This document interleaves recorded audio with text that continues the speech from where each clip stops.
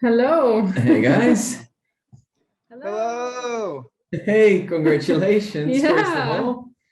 Thank you guys. Thank you guys. It's a lot to process. How y'all been doing? Yeah, We're we've been doing really yeah, well. we're Yeah. good. Yeah. The faces are starting to heal a little bit. Been off trail for a few days, so the wind burn is going down. But yeah, we're done. We don't have to walk into the cold weather anymore. That must be amazing. Well, it must be It is. strange as well, probably. I don't know. The adjustment hasn't been too hard. So, Okay. so the adjustment right now is a little weird because it's kind of been like I messaged you guys go since we've finished. So Yeah. it kind of feels very similar to trail in the aspect of constant momentum, but we're just not hiking. So it's constant mental momentum, but we're not physically hiking. So like when we finished, as soon as we finished, like we were picked up, driven 5 hours, got to a hotel at like midnight. Not midnight. It was like 10 p.m. that's close enough for a hiker, I Close enough. think. Close Late. enough to Um, be light. Normally you would be sleeping already. Yeah, it's hiker midnight. So then the next morning we took a COVID test. Didn't expect those results back for like 24 hours. It was super quick actually, and Yeah, we went first thing in the morning because we need, in order to cross from the US into Canada, you need a negative COVID test. Mm. So my parents picked us up at the end after they had to do all these logistics to get into the US, and then drove us. We got our COVID tests in the morning, and then 6 hours later, we had already prepared to like spend one more night in the States, but we got our results back. So we drove back to my parents' place. Yeah. And then I think we pretty much immediately went to bed. We had dinner and we went to bed. Went We to were dinner and super went to bed. tired. And Yeah. it was funny, like as soon as after we got the COVID test, we kind of did necessities, like went to breakfast, went shopping a little bit to get like real people clothes again, since all we had was hiking clothes. So like as soon as we started decompressing, like we got back to the hotel and we're like, okay, finally we can take a nap, just like process what happened. As soon as we did that, the COVID test came back and like we had to scatter around the room and pack up and like hop back in the car. So I don't know, the adjustment, I don't think it's fully kicked in yet because we're not back at home. So Yeah. we're kind of just Yeah, for you, this is like another town stop because he's never been to my parents' house Yeah. before. For me, I'm like, oh, I'm home, you know. Yeah. Yeah. Where this is my childhood home. I'm like in the guest room, it's fine. But for you, it's like hanging out with my parents. It's like Yeah. being with Trail Angels, sort of. yeah. I Yeah. think we're trying to delay the feeling of reacclimation, or at least I am, as long as possible. Trying to be like, it's not yet, because once you start having to process all those feelings, then it gets it's not crippling, it's not the right word, but it drains you and it makes you kind of like you have to shut down for an hour or two and just like fully get into it. So trying to push that off as long as long as possible. Yeah. Yeah. Yeah. So what's the plan from here? How long will you stay with your parents? So our original plan was to drive back to Pemberton in my van. The van got broken into by a rat, and it Mm. like had a leak, so it's moldy on the inside because of the roof leaking. So that's not gonna happen. It demolished some The stuff. rat demolished the inside of the van and chewed up the insulation, and so now the plan is my parents are gonna lend us one of their cars to drive back rather than us flying. Yeah. But so we're gonna leave on probably Saturday, and it's about a 3-day drive to get from where we are in Winnipeg back to Pemberton. Yeah. So, and you know, it's while we're here, I'm seeing some of our family. Like I went and saw my grandma yesterday, and like Yeah. just hang out and get settled before we start another like trip back. Yeah, that's like a very pleasant part right now, but that's also like the hard part is like logistically managing, trying to get back into a schedule and logistically managing all the stuff that we have to do, like all the catch ups. We've been on the phone like constantly since we finished. Yeah. We've had to do a lot of publishing in various different ways, and it's just like managing that and also trying to realize like hey, even though we just finished and like there's all these pulls in like 1,000 different directions, we have to give ourselves time to like be with family and just like relax in the sense we can, even if it's an hour or two each day. So it's trying to juggle. Well, it's all the stuff that we were like, okay, well, we can't deal with that now. We'll deal with that when we get to the end of trail. Yeah. And now it's like, well, we're done. And everyone's like, okay, so you have time to handle this, right? And Yeah. it's like each individual thing doesn't take long, but it's a lot of stuff from the last 6 months to get caught back up on. Yeah. So Yeah. Yeah. Yeah, last time we caught up was Marquette, I think. Yes, Yes, correct. yeah. Yeah. So you Been a while. 3,000 miles in. Yeah, so it was 1,800 miles ago. Wow. Yeah. Yeah, that was the morning Magpie was sleeping in. I She was still said, asleep. I'm not doing it. You didn't even try to wake me up, I did. did you? Yeah. Yeah, so that since the last time we chatted, that I know we both had schedules that were pulling us in Yeah. various directions, but I wish we had time to catch up, because that last 1,800 miles of the North Country Trail was by far like it would have been more exciting calls. Like we wouldn't have been as down in the dumps most of the times. Like it was by far the most beautiful part of the trail system. Yeah, it was the best part of the trail. The Yeah. last half or whatever that is, less than half, but the last eastern section is nice. It felt like what our classic definition of a through hike would be. Mm. Barring, of course, like the other hikers that you miss out there, but like it felt like a through hike because you were doing long sections, like in the remote wilderness. You could camp places you wanted to camp. The logistics of like walking like between roads and communities was way less. So like it was really pretty. Mm. Yeah, it was a lot more public land. So it was less like, okay, we have to do exactly this mileage in order to stay camped legally. It was more like, okay, we can just camp where we want to, and then let us do bigger miles through Michigan. Yeah. And through Minnesota also, where it was like, okay, we can just go until we don't want to hike anymore. Yeah. That's really good. Yeah, we were working on a spreadsheet these past few days, just trying to plug in all this data and information. And it's like since we talked to you, we had been picking up our pace really hard to try to push.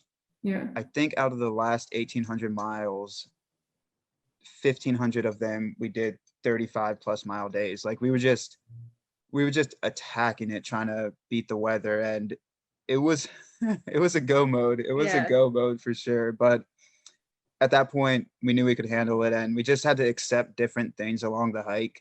I guess we hadn't chatted in Duluth. No, the Duluth was what slowed us down in that last 1,800 miles. There was a weather systems usually in like this part of North America come from west to east, and they tend to intensify as they head like out of the Rockies and then east back and towards the Appalachians. Mm-hmm. So normally stuff passes over really quickly, but there was some sort of strange like cold front moving through, and this big spiral of just like rainy, drizzly, cold weather got trapped on the plains. And so the same storm system kept moving over us, and then the next day it would move over us again.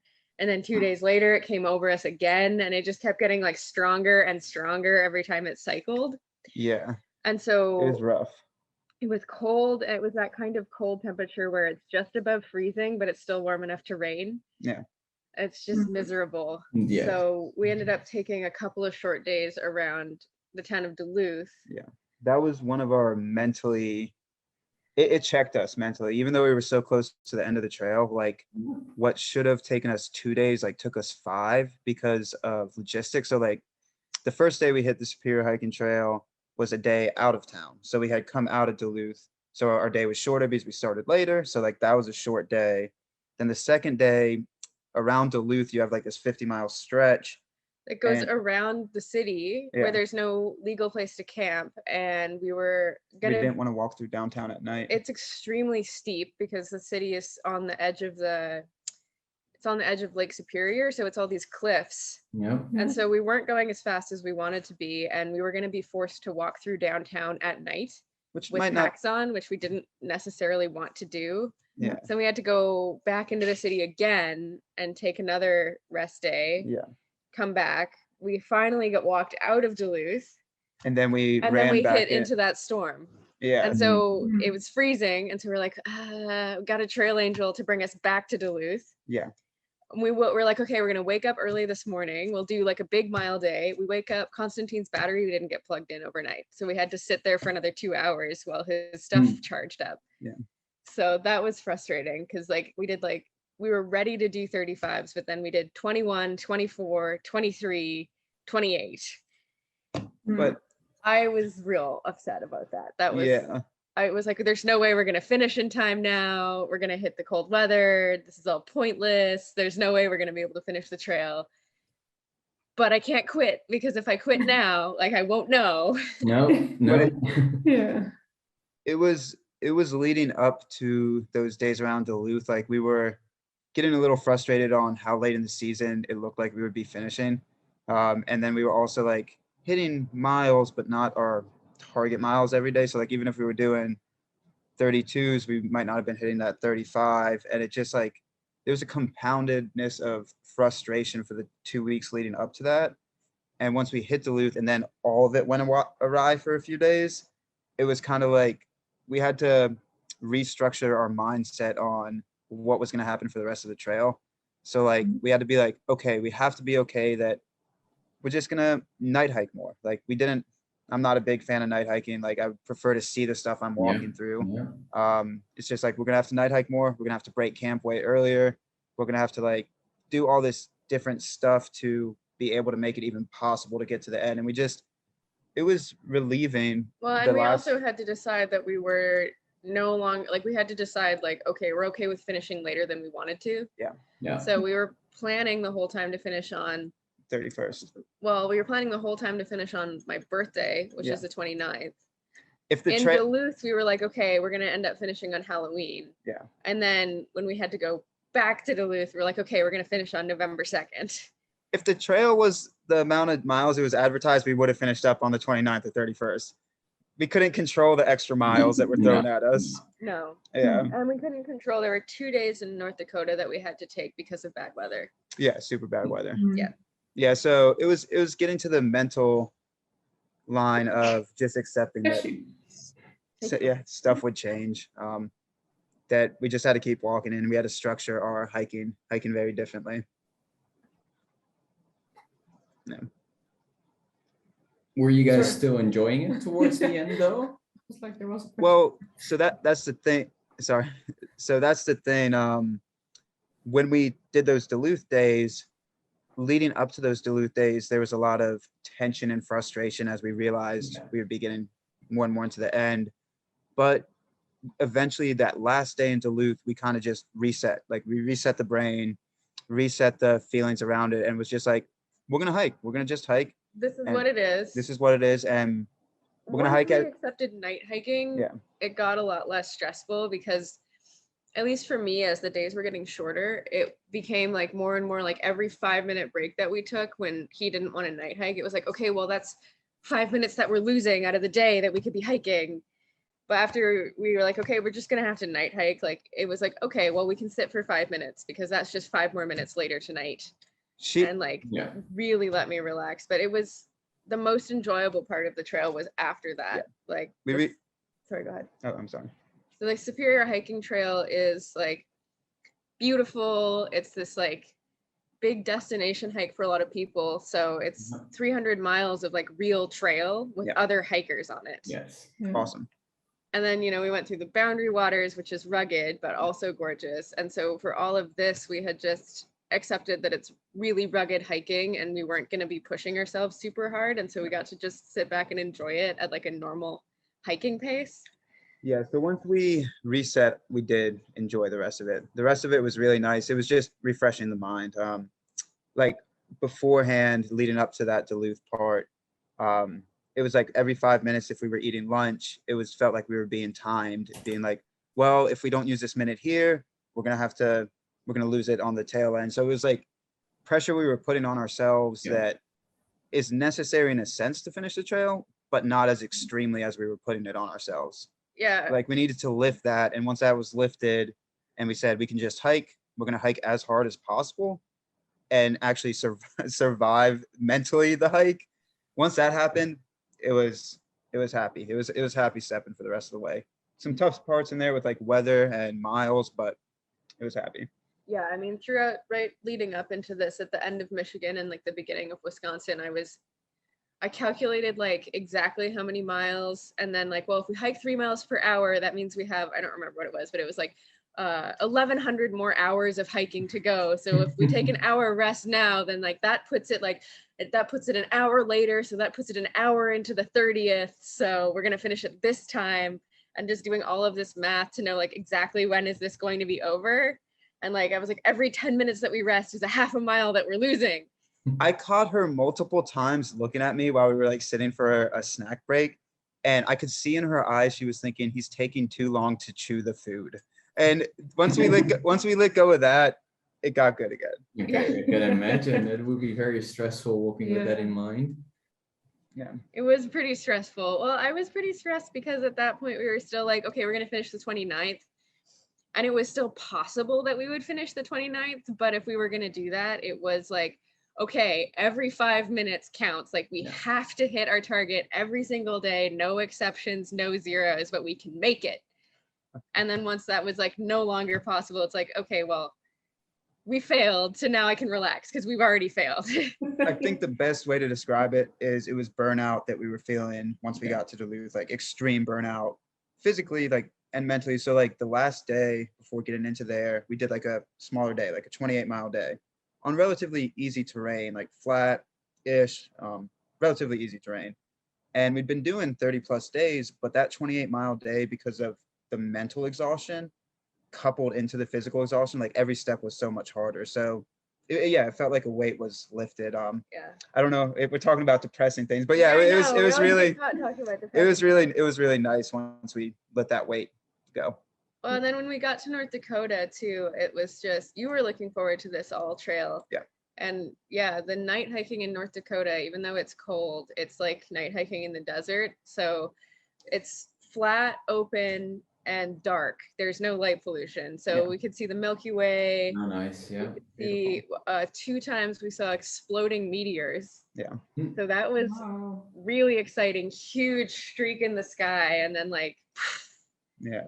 so. And the miles at the end in North Dakota were kind of quote unquote easy enough, in the sense of the terrain was easy. Like the wind and the cold were pretty rough, but the terrain was easy enough that at the tail end of our day, like those last 2 hours while we were night hiking, you could just set the pace, like set the legs to cruise and just reflect. You could use that time to like start contemplating the end of the trail. So a lot of our processing was kind of done in North Dakota towards the end of it. You mentioned that the weather was definitely getting colder and it was very chilly at night. Was it holding you guys back a little bit, or were you still quite on time with the weather? It pushed us forward. With how cold it was getting, it pushed us harder. Yeah, because we didn't want to stop. So like right towards the end, our lunch breaks were like the 10 minutes it took for us to eat, just because as soon as we sat down, we're freezing. I got a good story for our last lunch. Yeah. Our very last lunch on trail, we had been pushing for the last week, 35 miles plus every day with a 40 in there. So we could make our very last day of hiking, like right at 30 miles, like 29.9 or something. So we could hit the terminus at sunset or close to it. So our very last lunch, we take at this like Lake Sakakawai, where you follow the shoreline to the end. So you're hugging the shoreline of the lake for a while. It's actually called Lake Sacagawea. Okay. He just can't pronounce anything. Yes. So we get to our lunch and we're like, okay, let's take lunch at the beach, our very last lunch of trail. And we had these sandwiches that we had packed out. Both of us had roast beef. So off the bat, roast beef and me don't agree, but I was hoping I was hungry enough I could consume it. My sandwich was literally a brick of ice. Like I took off the cheese and I literally had to lick the cheese before I ate it to de-thaw it. So I was literally just licking a slab of cheese, like a slice of cheese, to get the ice crystals off it so I could actually chew it. Yeah. It was so sad. It was so frozen. You could like bang it on the ground and nothing. It was so sad. For the last lunch on trail, we're like, oh, it's gonna be a beautiful day, and then we had to eat ice cheese. Well, Not great. I slept with my food. Yeah. And you did not. Yeah, I didn't. So hers was like in the tent Mine was with us. cold, but it wasn't frozen. Mine was flash frozen. It was a brick. So my last lunch on trail was literally, I couldn't eat the roast beef. No. So it was literally one slice of like Swiss cheese off the sandwich. That's all I could actually eat. Nice. Sounds amazing. It was about appropriate. It was for about the last appropriate, lunch yeah. on trail. Yeah. Yeah, they're like, it's beautiful, but I have no food. Yeah. So Yeah. it pushed us that cold. It was absolutely biting. We had to get out of camp early to get our miles in near the end there too. So when we would pack up at like 6 or 6:30, from then until sometimes noon, it was so cold that like it was painful. It was like painful cold. And then from like noon until 3 or 4, it was okay. And then it would start getting cold again because the sun would start setting at like 4:30. Yeah. So. And it was also dependent on how windy it was. Like if it was, I don't know, 28 and no wind, not too bad. But if it was 28, like -2 and no wind. Yeah. But if it was 28 and windy, then you were getting flash frozen just all day because it was cutting through every single layer you had on. But it was still beautiful. It was and still very beautiful. It was nice that a lot of, I mean, it sounds funny to say it's nice that it was all road walk, but the context of a road in North Dakota, a lot of it is these very small 2-track roads that just go between fields. Yeah. So it's really like trail. Yeah. And so, yeah, it was nice that there was a lot of terrain where we didn't have to think too much about what our feet were doing and we could just walk. Sorry, I'm getting a phone call. I'm just calling back, right? Sorry about that. Sorry, it's a No, spam you're call. Okay. But yeah, it was really nice that we didn't have to think too much about what our feet were doing and we could just walk in and reflect. And also the migratory birds. Oh, so We beautiful. were right on the migration corridor for all the geese and ducks. And so just like thousands and thousands of birds were flying overhead. They were landing in the lakes, and the trail was trying to put us through as many of these wildlife refuges as they could. So it was so many birds, to put it into context, that we were coming up on this lake the first time that we started seeing like these huge masses of birds, that we're looking at this lake and we know it's a lake. So we know there's not white water in the lake, like fast moving water, but it looked like there were rapids at the end of the lake, but it was just shimmering birds. And then they all lifted at once and it made like a sonic boom, like how heavy their wings were flapping. it sounded like thunder with how many wings. It was insane. wow. And then the mornings when we were walking, it depended where we were on the trail, but like you would look overhead and it would literally be thousands of birds all at once just flocking in. It was really beautiful. I didn't expect that. I didn't expect that at all. Can imagine that. That's really pretty for sure. Yeah. Yeah, then these temperatures towards the end, I can imagine that the thought of pickled eggs wasn't keeping you warm either. What about, well, I heard pickled eggs. I'm sorry, the volume on my computer is not great. The volume on your computer is up as far as it goes. Yeah, well, I heard something about pickled eggs. Yeah, the temperatures were cold, but then the thought of having all those pickled eggs at the end of your trail wasn't going to keep you warm either, I guess. No, the pickled eggs would not aid in your warmth. It's sad. That's the one thing I regret the most, that I did not eat many pickled eggs. I didn't even eat one. I ate a few pickled eggs. Munch and SOS gave us some pickled eggs. No, they gave you hard-boiled eggs. They did not give you pickled eggs. I ate pickled eggs from the grocery store a few days. There's like single ones. Those are still hard-boiled eggs. Okay, my biggest regret, I didn't get to eat a lot of pickled eggs. It was sad. No pickled eggs at all. Well, I mean, the pickled eggs weren't necessary. I was still being able to create the ambiance that Magpie expects when we hike together. Yeah. I think you might be lactose intolerant, or you might have become lactose intolerant because of all of the weird unfiltered water that you drank. Yeah, she won't hike behind me anymore. No. No, I've learned. I'm pretty sure there were moments that she wanted to kick me out of the tent in the freezing cold. And she was just like, okay, he'll actually die if he sleeps out of the tent. But I'm right on the precipice of kicking him out of the tent. It smells so bad in here. I mean, I wasn't gonna kick you out of the tent, but I was upset with you sometimes. Like, what did you eat? Why? So my body seems to not get sick from unfiltered water, but it seems to not enjoy it either. So when I drink unfiltered water, my body, Which is always. yeah, my body creates many smells. Yeah, it's an experience. Yeah. So the pickled eggs weren't necessary to create the smells. But I think somewhere like a few catch-ups ago that actually Magpie was able to convince you to get filtered water, but that didn't work out. Oh. Well, no, because he hates filtering. And like I bought a new water filter and it was so fast, like I was like, okay, I'll just filter your water for you. And he was like, fine. But like, and then my filter started to get clogged up. And we started to pass through towns more often. And so when we're on those road walks, we just pack water out from town. And if it's like, okay, well, we're going to pass through a town tomorrow morning, we just get, you know, treated water from town. Yeah, and it was also like strategic. It's not just going into it and being like, okay, whatever next water source I see, I'm just gonna go unfiltered. Like it was also kind of strategically looking at the maps ahead for the next day and being like, well, if we have 30 miles to a faucet or something that I don't have to filter, I'll pack water from the last spot accordingly. Or even in the last 1,800 miles since we talked, when we got deeper into Michigan, Wisconsin, Minnesota, and then North Dakota, a lot of those sources were very good. Like it was only in the like last 200 miles that the sources got very sporadic, but there was always something that was flowing and that I felt comfortable enough with drinking. There were like there was some springs. Yeah. There was lots of like very small streams coming down from on high. There were very few times that if we were the only source for the entire day or the next day was like a beaver pond that we actively saw beavers swimming in, then of course we would filter that water. But like a lot of the time, if we would avoid that if possible. Yeah, that makes sense. Yeah. Well, in doing our bigger miles too, it makes us able to be pickier about what we drink. Yeah. Because if there's only 3 sources that day, that's, 10 miles between sources. That's fine for us, but maybe not for someone else.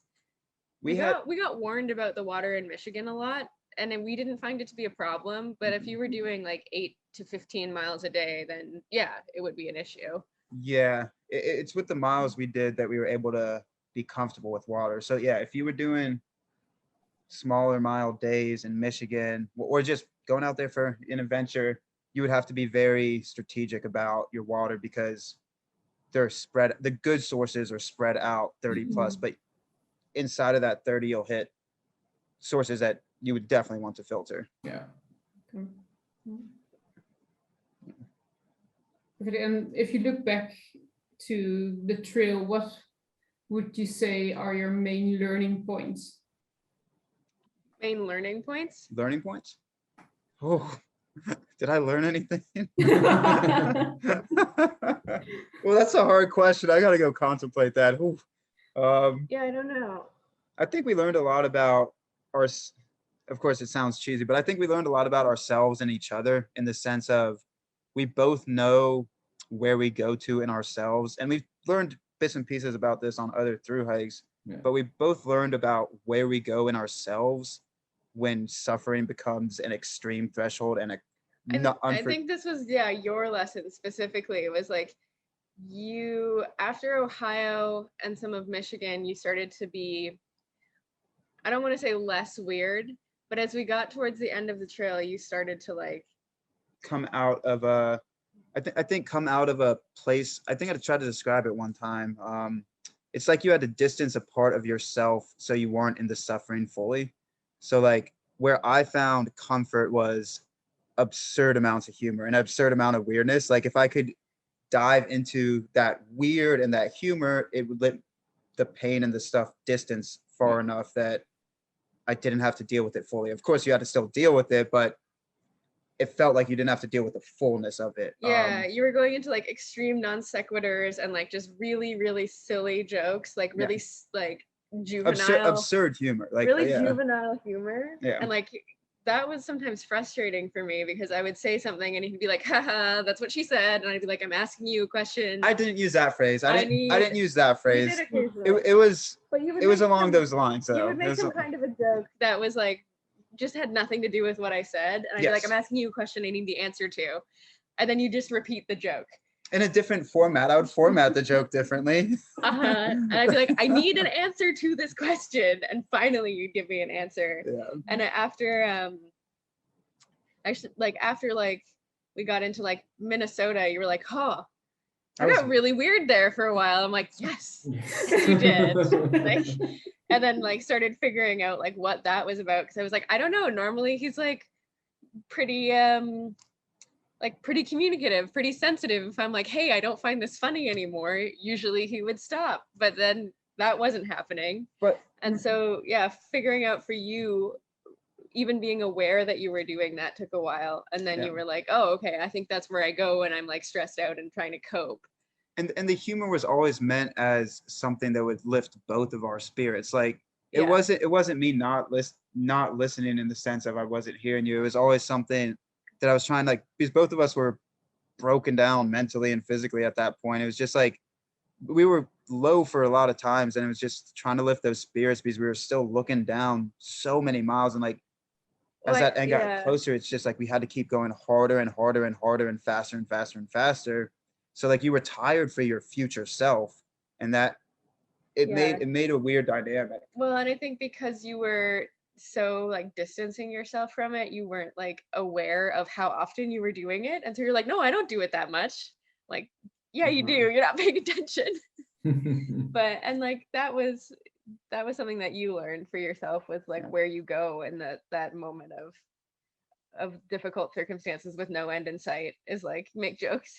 Well, it's making jokes, but it's also trying to bring comfort to each other. Like that's my sense of soothingness, is to try to like bring comfort to both of us. And just sometimes it wasn't clicking. So it was trying to bring both of us happiness. But yeah, I'm not sure with this trail where it was less that there was a major like learning experience in this hike for me, more that it was like the culmination of everything that I had learned until now, like all of the skills that we've both trained on previous hikes came into play. Like we needed every single tool that we had and all the knowledge that we had. And like I think the thing that I was just most I guess proud of is that I was even capable of doing this. Like I knew when I started, like I can do this probably. Stubborn enough to finish. Yeah, when we got to the end, I was like, whoa, like that was really long. That was really a huge accomplishment. And like I hadn't let myself think about the distance or the entire thing until the end. Yeah. And I think was it that it frightened you to think about it, or was it just so unreal that you like, because it's like a distance that like it's just so big you can't hold it all in your head at once. No. Yeah. And I think we touched on this in a previous chat, is like when you compare it to like the AT and the PCT, like those trails are chewable distances for the mind at least. And it's very hard to compare the types of hiking, because like it's just every single moment that we were spent on the NCT was just in go mode. Like there was no point at which we could be like, oh, we can just relax. The idea of like we need to keep going so that we can make it to the end was on our mind the entire time. It was exhausting. It was exhausting. I mean, the amount of compounded stress, exhaustion, fatigue that just hit from that amount of miles and how hard we had to push was unlike anything I've experienced. Unlike anything I've experienced. Would you then different say, from other hikes? Go ahead. Would you say would you do it again, or such a long distance trail? And would you try to set another speed record on other trails? How long are we talking? I would not do a trail of this length again. No. I don't know. I wouldn't do it. Contextual. If we would try to set a speed record on another trail, I think we would go for the shorter speed records because you can push your body harder for shorter. Like that's what was also hard about this is like we had to find that fine line that we were pushing as hard as possible, but we didn't burn out. So like if you're doing a week-long speed record, you can do 40+ mile days and break your body down because you're going to have all of that recoup time at the end. You're just going to break your body for a week and then just rest for however long you need to rest. Yeah. But like for 6 months, you had to hit that threshold of right before breaking your body and knowing that you needed that body to last for another 6 months. Yeah. So Yeah. it was very hard. Pacing is challenging on Yeah. something of this length. And you know, it's with other trails, some of the attraction for through hiking is that you start and you just get to sort of be in the moment. You're not thinking about the end necessarily. You're just like fully living in the experience that you're having. And with the NCT, with how long it is, we never had that, not once, where we like just living in the moment and experiencing the trail as a day by day thing. Every single day was like, well, how many miles did we do? How many miles do we have left? And with a trail of this length, like that's how you have to hike it if you're going to through hike. There's no way to, at least for us or for me, like to, if you're committed to finishing, that's what you have to be, is on it all the time. I would still say the mindset daily though, you would have to give yourself even if you were holding yourself very strictly to a schedule, you would have to let your mind feel freedom in that moment. Like you would still have moments in the day that you felt free. I didn't very much. Ooh, that's rough. I really didn't very That's very often until rough. the end when I knew that we were going to finish. But like from New York until probably like the end of North Dakota or the end of Minnesota, I was thinking about like, are we on schedule almost every moment of the day? So I guess to Which answer, is mentally stressful. So no, I would not do a trail of this length ever again. I'm in a no and yes boat. I don't think I want to do a trail of this length again for the foreseeable future. But if I did, I don't also know if I would go for a speed record of it. If a speed record just happened naturally because of the pace, that's fine. But I wouldn't hold myself to how hard you had to hike to do it. I would give yourself more freedom and through hike. The other thing with there the wasn't much of a FKT, different option here anyways, right? Because you couldn't have started much earlier because of the weather, and you couldn't stop later because of the weather either. So there wasn't a lot of wiggle room, right? Yes. So the weather was what also forces you to go fast. But when I say if I did another one, I would start earlier and be okay with finishing into the season more. Maybe. I don't know. we got lucky Those with the thoughts weather. those thoughts are down the line, huh? We got lucky with the weather at the end because Yeah. North Dakota, early November, you can have like, it could be +10 Celsius or it could be a blizzard. We did get super lucky. You don't know. And so it's possible if we had different weather this year that we would have been forced off trail. That's what was scary too. Like our good story, our first day in North Dakota, soon as we crossed the border into North Dakota, it was like some of the hardest miles of the entire trail.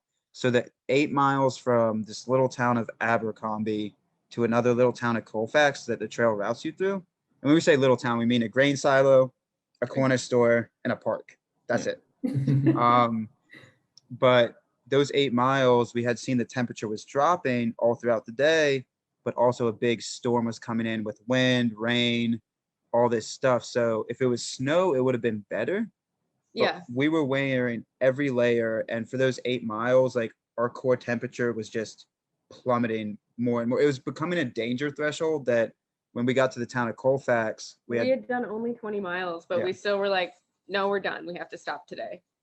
It wasn't a mental toughness thing. It was like if we kept hiking in this, like our body would shut down. Like it was getting to the danger level of I can't go farther safely. If we'll crumble into camp.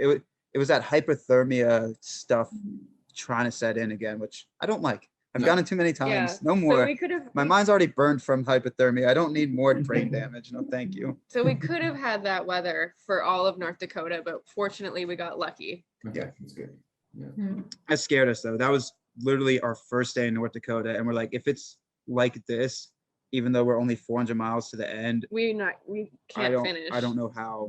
Yeah. Get expedition gear or something, and I don't know.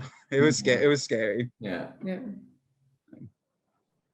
So how many miles did you end up hiking?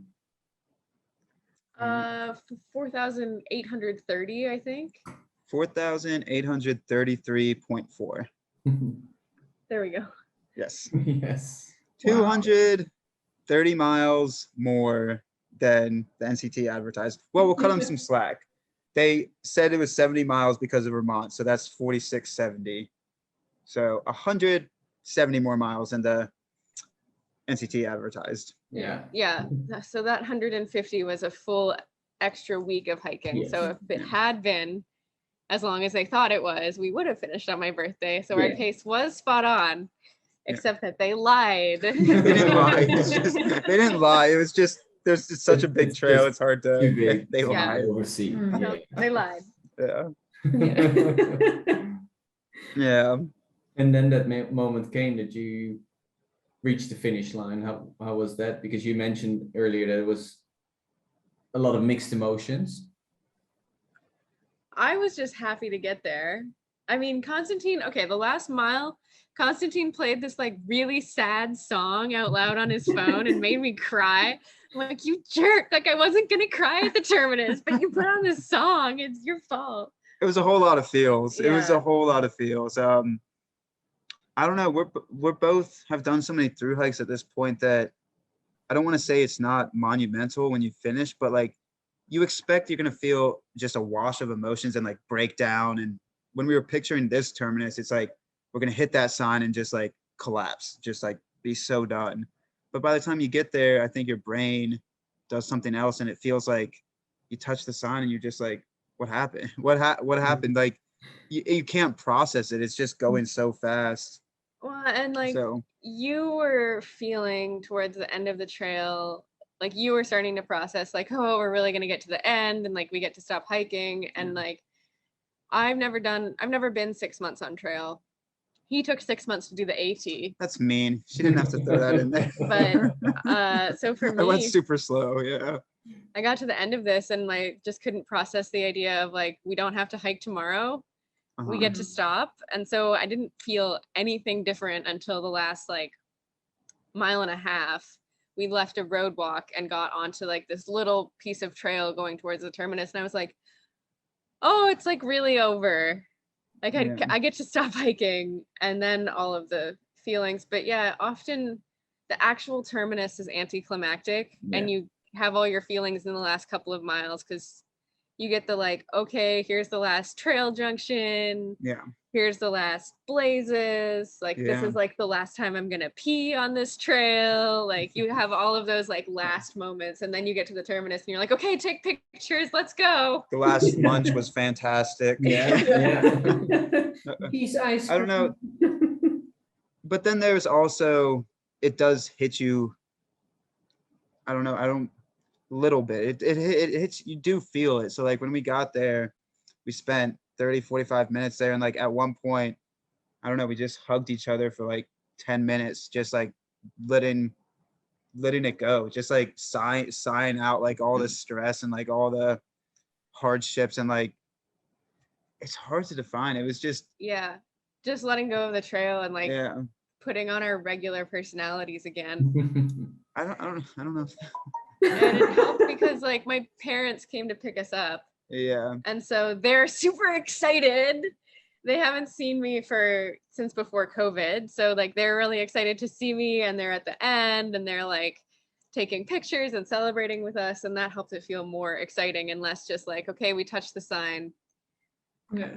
And also like because the I'm sorry, you disagree? I do disagree. I don't know. I've always been a person that likes to just hang out at the terminus, like as it all comes crashing down on you, like all the feelings. But Magpie, ever since we've been hiking together, she's like, touch the sign, take a picture, let's get the hell out of here. So yeah, I don't know. It's and also how quickly it ends is like we instantly, as I was telling y'all, hopped in the car and just started doing stuff. So like it doesn't, we'll probably feel the terminus for a while. Like even in this past few days we've been off trail, there's like moments throughout each day that it just kind of floods over you. Like we drove to her grandparents' house yesterday and we were driving through the plains because Manitoba is very flat. And like we were looking out on what we had been walking through for the last 2 weeks, pretty much. It's the same type of topography, terrain. And you just feel like I'm happy to not be hiking anymore, but you also miss it weirdly. Like you're, Yeah. Well, he did. I did, yeah. Like I don't necessarily want to be still out there hiking, but you just, there's a lot of feelings that revolve around it. You're like, it was just very, I don't know, it's hard to Yeah. define. It was We have different emotions at the end of trail, I think. yeah. Because also I've never had a trail where someone was picking me up at the end. It's always been like you get to the terminus and then you take your photos and it's like, okay, you got to hike 2 miles back to the road to try to hitchhike. Yeah. So that's why I like get to the terminus, take my photo, and I'm like, well, I'm not really done. Like Yeah. I've done this trail, but there's always some sort of like hike back to a road, figure out how you're getting home. So for this terminus, I think it hit me more emotionally because it was like, okay, and I'm done, and I put my pack down, and it's really over. It's really over, yeah. She cried at the terminus as well. Yes. Yeah. You don't have to embarrass me like that. Uh-huh. You don't have to embarrass me like Uh-huh. that. Well, it's But not it- I mean, embarrassing it at was- all, I can imagine it. Yeah. Yeah, I've it been on was, here for 6 months. Yeah. yeah, it was overflowing. The emotions are still kind of just overflowing in a lot of different ways. It's not, it just, they pop up and they come through. It's just a lot of stuff to deal with. Yeah. Well, I'm too tired to have feelings. I don't know. And then Yeah. the last 2 weeks, like we said, we had a lot of that reflective time. And we both were chatting each day. We were kind of chatting about how it feels like a very pivotal point in where we are at in life right now, too. It's like, it's not just the end of the North Country Trail for us. It's the end of a goal that we've been going after for 6 years. Yeah. And then both of us are also kind of ready to still be through hikers, still go after trails like 200 miles long, 300 miles long. Occasionally might want to do another 2,000-mile trail, but our lives going to be always revolved around hiking in the outdoors, but in a different context. So like next year, we want to give back to the community and do a trip out west that we do trail magic for hikers. So we're still in the community, but we're not the ones aggressively going after the miles. Like we'll still hike, do all this stuff, but like just different. It feels Yeah. like it's a different breadth. Like Yeah. We'll be in a different like phase of being part of the trail community Yeah. rather than going out and suffering ourselves. We'll still get to experience it, but not have to pause our lives for 6 months. yes, I think that's what the big part is. Like I think we'll always do through hikes of varying lengths, but it's not living, breathing every single moment to go after this one goal, as well as spend so much time on trail each year. It feels like we were both ready for it to shift in that type of context. Yeah. Well, that's a big decision as well, Yeah, and a for big sure. change going forward. Yeah. Yeah, like we're That is primarily what I feel emotional about is I mean it's good. We've talked about this, like we're both ready to take a break from like the lifestyle of like through hiking every year and having that be like most of what our lives are oriented around, completely revolving around, but it's also in a way like sad.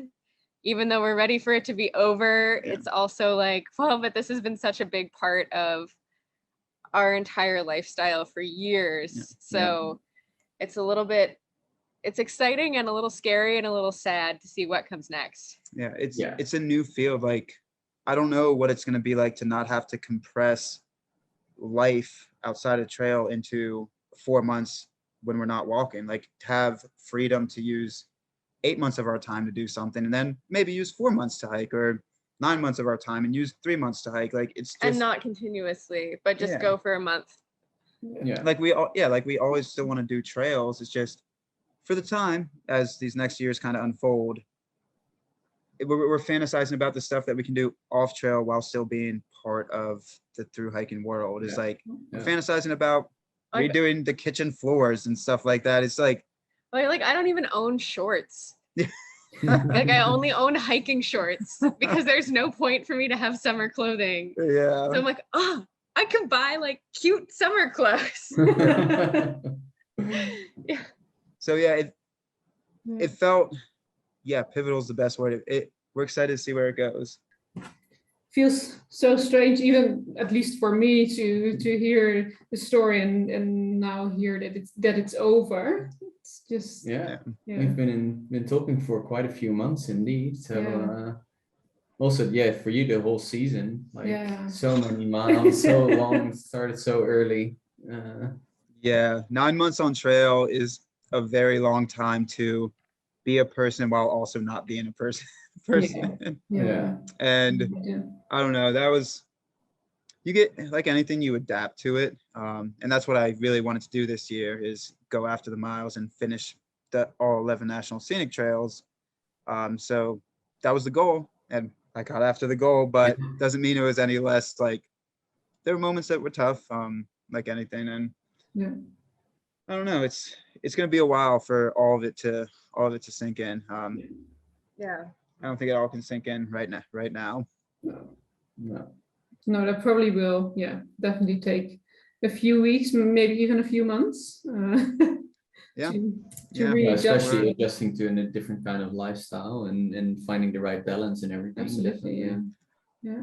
Well, so like, even when we talk about a different type of lifestyle, like we've had this conversation quite a lot with a lot of people in the hiking community. Is like, they always ask, like, how does it feel to be off trail? And like, the way we live life also off trail is not, it's different in a context because you're not hiking all the time, but it's, like our life is still oriented towards like, what do I need to do for the next trail? Yes. Yeah.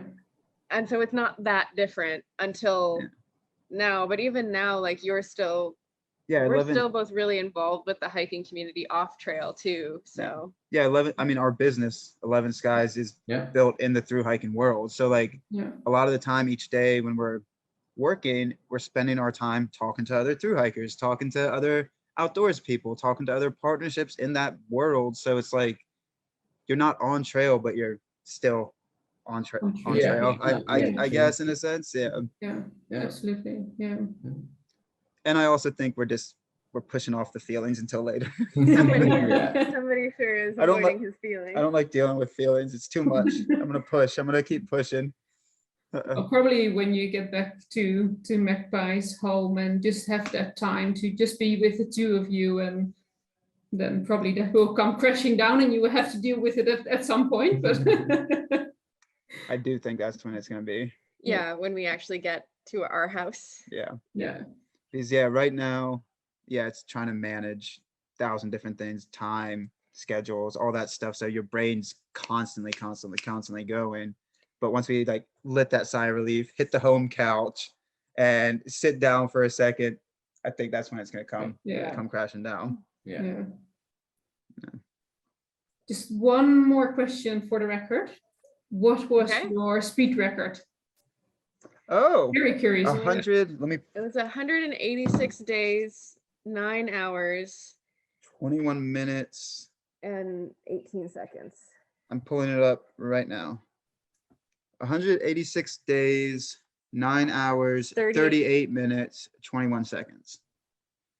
Nice. Yeah, so we got it a little wrong. Yes, yeah, we didn't talk about that. So we got officially approved by the fastest known time for that speed record. So super excited with that. That's really congrats. Good. Yes, nice. Amazing. And like, we were always 99% sure that it would happen, but there's always that 1% that when they're going through like and verifying, it's kind of like you always don't know, especially with FKT, they prefer shorter speed records because they're easier to verify. They don't like month-long ones. So we're like, well, they might just push it off until who knows when to verify it. But they were actually really, really friendly. And the gentleman that verified it for us actually nominated us for FKT of the year as well. So that's really, really cool.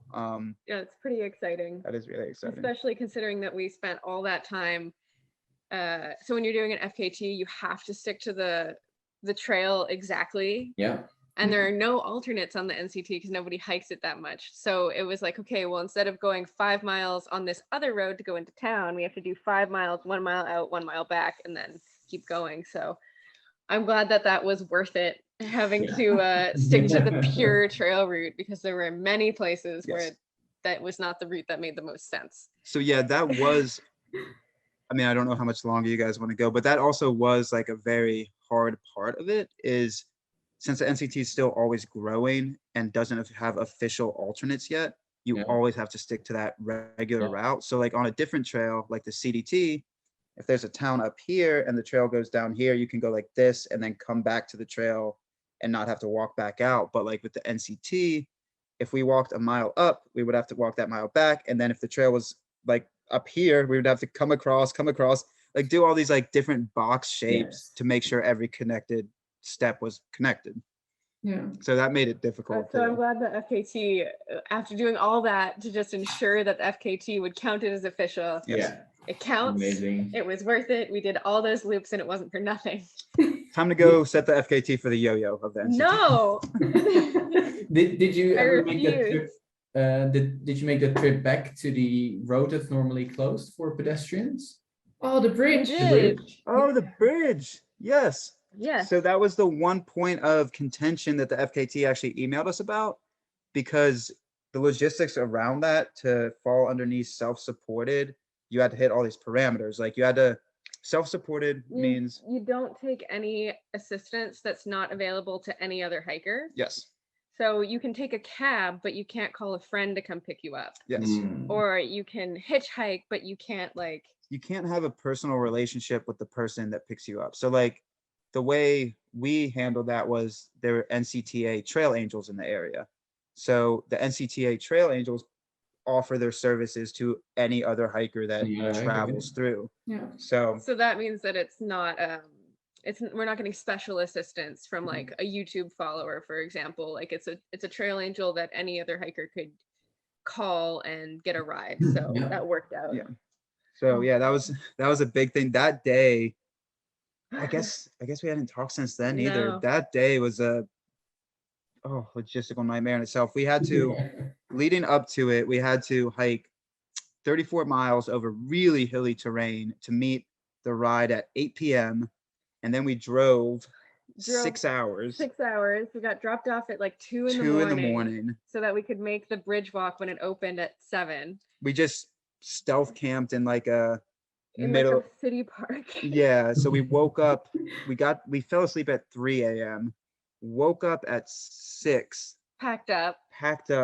Walked 2 hours across the bridge, which was a zoo. I hadn't been in close proximity to that many people since COVID. So I'm like stressing out and everyone's like packed in. I'm like, I need to get out of here, but we're on a bridge. We eventually it spaced out a little bit and we enjoyed the walk. But so we get to the end of it at 10, jump back in the car, drive 6 hours back to where we started on no sleep, and then hike 7 more miles down the NCT. That's how like much we had to keep forward momentum. We like made sure that the logistical, so within 24 hours we had gone in a car close to 1,000 miles. We had slept for 3 hours. We had done 40 miles of hiking. Like it was nuts. It was absolutely nuts. but we did the bridge walk. But we did the bridge walk. Yeah. Amazing. Like that's if we weren't going for the FKT, if we were just doing a quote unquote normal hike, we would have just stayed in the town after the bridge walk. We wouldn't have tried to drive back that day. We would have like we would have had a day off. We would have slept. We would have slept. We would have relaxed. But we're like, no, we have to get back to trail and keep hiking and keep going. So it was tough. Yeah. It paid off. It did. It paid off. Yeah. It did. Yeah, that was actually one of the points that the FKTs were most interested about, to like see how that. To make sure that we didn't just call a friend to drive us, because I think they were a little bit like, a trail angel drove you 6 hours each way. We're like, yeah, they did. They're very nice. Yeah. The NCT, excuse me, I'm about to sneeze, knows that's like the biggest logistical challenge. So they try to give you resources to handle that. They're really good about how they help with the resources. Like they're very good about trying to, even though there's not a lot of through hikers, trying to. The trail angels around the NCT were some of the best trail angels, because they know what this trail is. What it And is. so if you're a through hiker, they're like, whoa, okay, Yeah. yeah, we'll help you out. Yeah. They know the suffering that's ahead. Yes, for sure. Awesome. Yeah. Wow, that's amazing. Yeah. Wow. Yeah, I wish we could pin down more stories within the last 1,800 miles. It just It's too much. it's just so many. It's so hard. Like we're gonna go back through. This is gonna be a long project, but we're gonna go back through and edit down every one of the daily vlogs to make a more concise, like 5-minute clip for each section, stuff like that. So as we're going back through that, we're gonna be able to like feel all the memories again, feel all the Yeah, kind of difference. but I can't Stories. remember anything except the last couple of days now, because it's just like Yeah. we're done and we stop. I got to get a filling on trail, which was fun. We had to run into a trail town and I had to get 2 fillings from a dentist, which was amazing. Yeah, he had to. It was good that they were able to fit you in, because we had to just like run down trail, because they're like, well, if you can get here at 1 o'clock, we can fit you in. We're like, okay, Okay. let's go. Yeah. My mouth had been a world of pain for like, For 2 weeks, 2 you'd been weeks, avoiding yeah. the dentist. Mm. And then we were about to go into a wilderness section. So I'm like, you have to go to the dentist. Yeah. So, fun stuff when you're pushing miles all day, every day. and your Yeah. mouth hurts too much to Your eat. mouth hurts, yeah. Yeah. Oh, the Spam did make it though, if you guys were curious. Wow. The Spam made it 4,800 miles, melted, reformed many times. Yeah. It did make it. We will Froze send it to the probably in Spam last Museum. section. Excuse me? It froze probably in the last section as well. It did. Yeah. It did. I was thinking Magpie was going to try to eat it at the end. That was but- never going to happen. It would have surprised we us may- for sure. We may end up sending it to the Spam Museum. I don't know if that piece of Spam has ever been on quite the journey, so they can have it. I don't want it anymore. It's really nasty. I need to get rid of it. Sounds like Yeah. a plan. Don't Yeah. open it. No. No. Mm-mm. Let's not. No, awesome. Yeah. It's been great catching up and seeing you guys Yeah. well and Yeah. Yeah. finished and got the record. So that's amazing for Yeah. sure. Major congrats. Yeah. It's been an amazing It's been a journey. Yes. Yeah. For It's been sure. long. It's been long. It's been good to catch up with you guys, though. It's been a while since I was on one of these calls. Yeah, no, it's true. been too long, unfortunately, but yeah. Yeah. Life happened. But Yeah. Yes. yeah. No. Life is getting a lot different now, but yes, life Yeah. continues to happen. No, awesome. No, definitely. We won't keep Yeah. you any longer, because I know you mentioned in the chat as well that you have appointments later today. But Yeah. maybe we can catch up again in a few weeks when you're Yeah. settled back at home. Yeah. Just For have sure. another catch up, see how you guys are doing then, And discuss and more. just go, Yeah. Yeah, that Sounds good. Yeah, tell some actual stories when we can remember them. when our mind's not getting thrown in 1,000 directions. Yeah. Yep. We'll stay in contact, shoot some messages, and once we get home, get down, relax, and like different structure. Yeah, that would be Yeah. love to do it. Awesome. Sounds good. Perfect. Sounds good. All Thank right. you so much for the catch up, and again, Yeah. congrats. Thank you, Extremely proud guys. of Thank both you. of you, what you've done. Like, yeah, absolutely. Thank you. Awesome. Really appreciate it. Yeah. We'll talk to you guys again soon. Oh, Awesome. soon. Talk soon. Bye-bye. Bye. bye.